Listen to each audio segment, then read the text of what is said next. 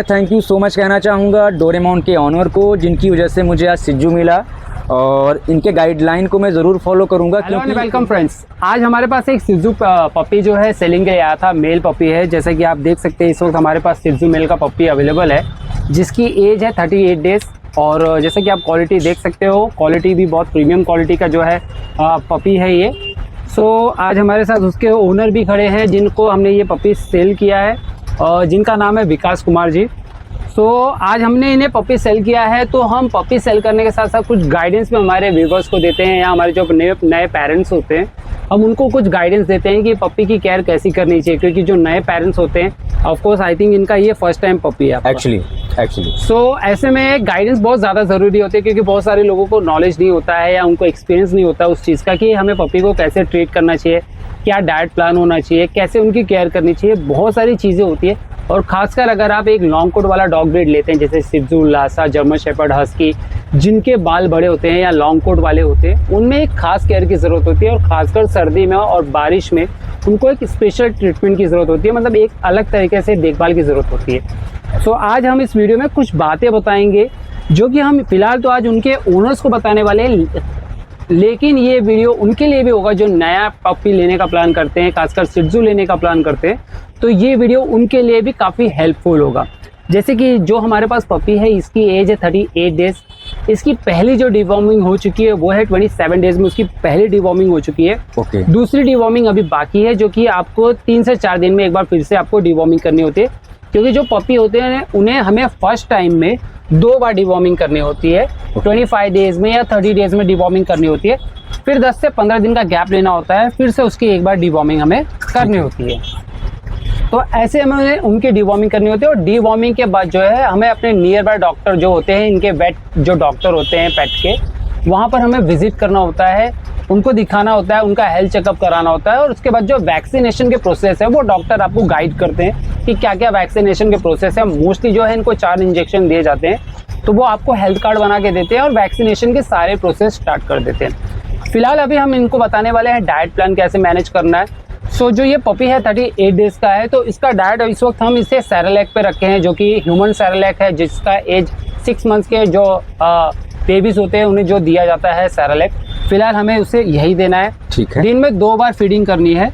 Over feeding नहीं करनी है, क्योंकि बहुत सारे जो नए पेरेंट्स होते हैं, अक्सर हमने उन्हें देखा है कि पपी उनके पास आता है, खेलता है, तो एक्साइटमेंट में कुछ न कुछ खाने के लिए देने लगते हैं, ताकि उनको लगता है कि हम तो अच्छा करें। बट आप अच्छा नहीं कर रहे हो, क्योंकि ऐसे में क्या होता है ना कि आप उन्हें जब अलग से कोई चीज़ें देते हो या ओवर फीडिंग करते हो, तो उसका पूरा इम्पैक्ट उनके डाइजेशन पे जाता है, जिसकी वजह से कई बार वो लूज मोशन करने लगते हैं। और लूज मोशन कई बार ज़्यादा प्रॉब्लम क्रिएट कर देता है, जिसकी वजह से पपी को बहुत ज़्यादा प्रॉब्लम होती है। कभी भी ओवर फीडिंग ना करें। 2 बार आपको उसे सेरेलैक देना है, और मेक श्योर कि कुछ दिन के बाद आपको डॉक्टर के यहाँ पर विजिट करना है। डॉक्टर उनके हेल्थ चेकअप करेंगे और सारी गाइडेंस आपको फॉलो करनी होगी। अब रहा सवाल इनका साफ सफाई का, जो कि बहुत ज़्यादा ज़रूरी है।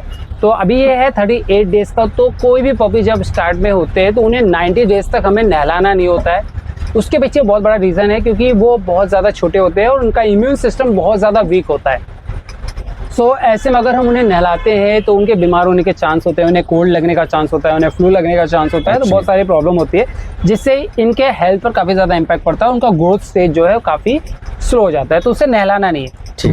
तो जो लॉन्ग कोट वाले डॉग होते हैं, कई बार उनकी बॉडी से स्मेल आने लगती है, और इसके में जो है हमें काफ़ी परेशानी होती है। और खासकर जब हम बच्चों के साथ इन्हें छोड़ते हैं, तो वो स्मेल की वजह से घर में थोड़ी सी दुर्गंध आने लगती है और काफ़ी प्रॉब्लम होती है।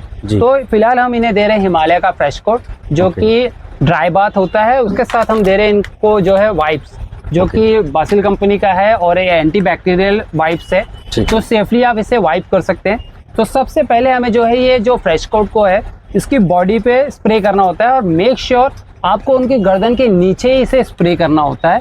गर्दन के ऊपर कभी भी स्प्रे ना करें, क्योंकि कितना भी होता है तो उसमें केमिकल यूज होता है। कई बार उनकी आंख में जा सकता है, उनके कानों में जा सकता है, जिससे उन्हें इन्फेक्शन हो सकता है। तो मेक श्योर आपको उनके कानों के नीचे, जो गर्दन के नीचे का पार्ट है, वहां पर ही आपको स्प्रे करना होता है। पूरे बॉडी पे स्प्रे करने के बाद आपको जो है वाइप्स निकालना होता है, उनकी बॉडी को जो है साफ करना होता है, ताकि उस पर जो ऑयली ना हो। और उसके बाद क्या है कि इनकी बॉडी से स्मेल भी नहीं आता है और एक खुशबू भी आने लगती है, जिससे घर में किसी को प्रॉब्लम नहीं होती है। साथ ही हमने दिया है 2 मेडिसिन, एक है डाइजेटोन और एक है हिमपायरिन। अब क्योंकि पपी दूसरी जगह से आता है, बाहर से आता है, कई लोग बहुत आउट ऑफ स्टेट से मंगाते हैं, तो ऐसे में क्लाइमेट चेंजेस होने की वजह से डॉग को कई बार जो है लूज मोशन या डाइजेशन रिलेटेड प्रॉब्लम होने लगती है। तो ऐसे में आप डाइजेटोन का इस्तेमाल ज़रूर करें। आपको कब कब इस्तेमाल करना है वो भी मैं बताता हूँ।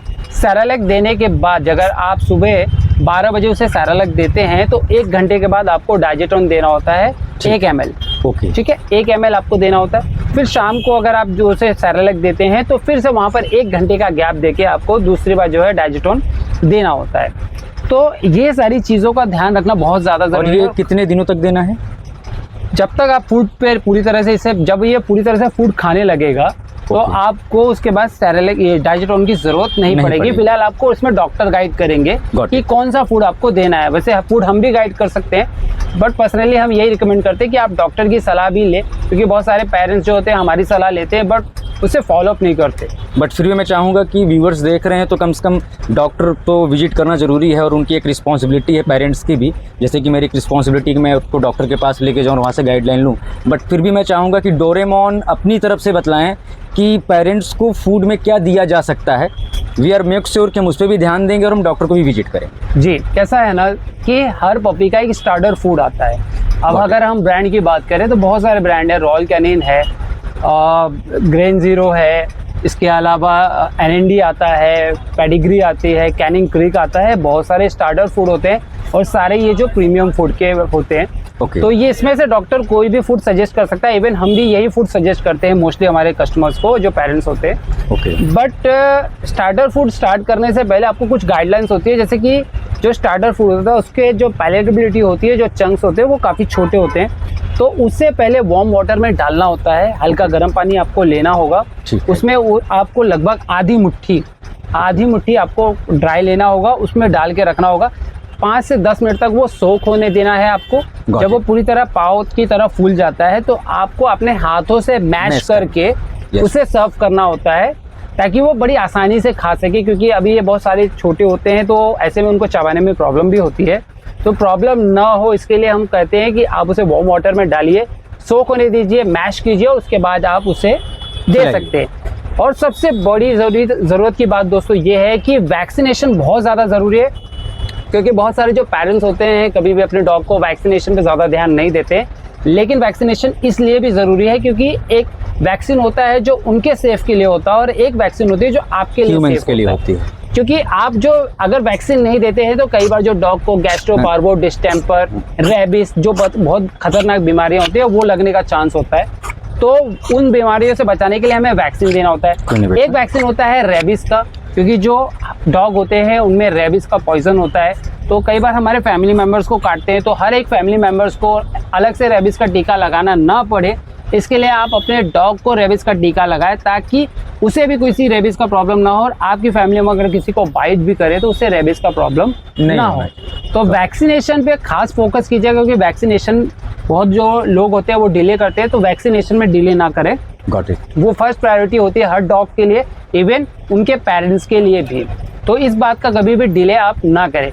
तो फिलहाल आइए दोस्तों हम जान लेते हैं विकास कुमार जी से कि इन्हें ये पपी कैसा लगा और क्या ये हमारे व्यूवर्स को कहना चाहते हैं। थैंक यू सो मच कहना चाहूँगा डोरेमोन के ऑनर को, जिनकी वजह से मुझे आज सिज्जू मिला, और इनके गाइडलाइन को मैं ज़रूर फॉलो करूँगा, क्योंकि इन्हें संभालना किसी छोटे बच्चे को संभालने से कम नहीं है। और मैं कहना चाहूँगा कि जितने भी नए पप्पी लेने वाले हैं, जिन्होंने पप्पी ले रखे हैं, प्लीज़ वैक्सीनेशंस पर ध्यान दें, प्लीज़ उनके फूड पर ध्यान दें, एक्स्ट्रा प्रोसेस में ना जाएं, क्योंकि हमें लगता है कि हम उन्हें बहुत एक्स्ट्रा फीड करा के बहुत जल्दी तंदुरुस्त कर सकते हैं, बट सबके नेचर्स अलग होते हैं, सबका फूड वर्जन अलग होता है, जैसे कि इनका अलग है।